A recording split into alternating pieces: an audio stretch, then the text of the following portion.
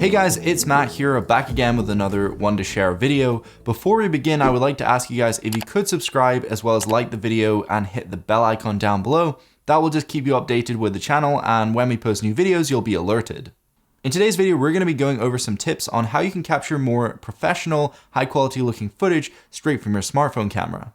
So the 5 points we're going over today are lighting, stability, audio, framing, and orientation. So without further ado, let's just jump into the first one. So lighting is very important when it comes to video. You don't want to watch a video that's dark because, first of all, your smartphone has a smaller sensor than a standard digital camera or SLR. And so when you're shooting, it's going to get noisy very quickly. So you want to have a lot of light in your room, whether that's just artificial light like your lamp or your main room light, or just natural sunlight. So if you want to position yourself near a window, that would also work great, but just make sure you have a lot of light in your video. And it's always good not to have direct light. So if you position it off to the side, you get a more natural look because in real life, you don't really have lights shining in your face.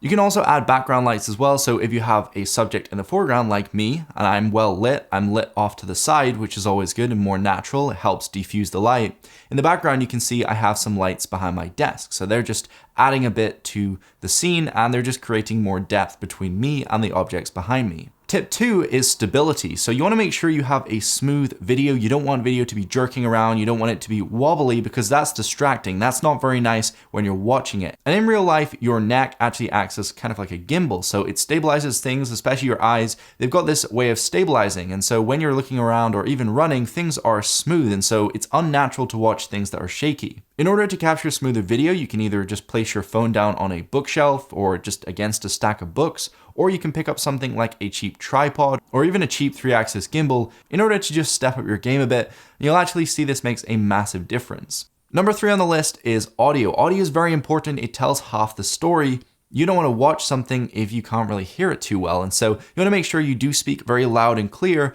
And you also want to make sure that your microphone is not covered and that you're not in like a noisy environment, like in the park with some wind or people around you or traffic. You want to make sure you're in a isolated and quiet place where people can hear you fairly well. And also it helps to get out of areas with lots of echo.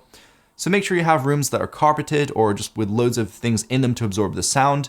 Empty rooms do have a lot of echo, and that can be kind of distracting. If you don't want to pick up a microphone, which I would suggest, by the way, you can pick up some earbuds, or you might already have some earbuds which you can plug into your phone, and that normally has a little microphone in the end, so you can put those in and it will just enhance your audio a little bit better by getting the microphone that bit closer to your face. Number 4 is framing. Framing is important because you want to position yourself in a good way to present to your viewers. You don't want to be standing in weird positions. And so normally if you're presenting something, you would stand in the middle, or maybe if it's an interview, maybe you'd be off to the side. So the rule of thirds comes into play. So you will split the video into 3 frames and you want to position yourself in one of those thirds in order to get the best outcome. And the last one on the list is orientation. Considering your smartphone is mainly held portrait, especially for things like social media, you may want to consider whether you film in portrait or landscape. Landscape's always a good bet because it works both ways. People can post this on social media and always rotate their phone, but landscape also works great for watching on your TV or monitor.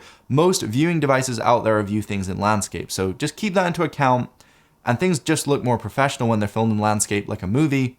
A lot of things out there are not filmed in portrait, and having those black bars at the side can be very distracting and overall just unprofessional. So they are my 5 tips for creating more professional, nice looking video on your smartphone. Once you've done that, you might have a strange format depending on your smartphone. And so if you want to convert this to a different format, compress it, or even do some mild editing like trimming or cropping or adding filters, you can go ahead and use Wondershare's UniConverter. It's very simple. You can download it on your desktop and import the footage, and you have a variety of different options for compressing, changing the file format. There's a ton of options. Just go check it out. But I really do hope you enjoyed this video.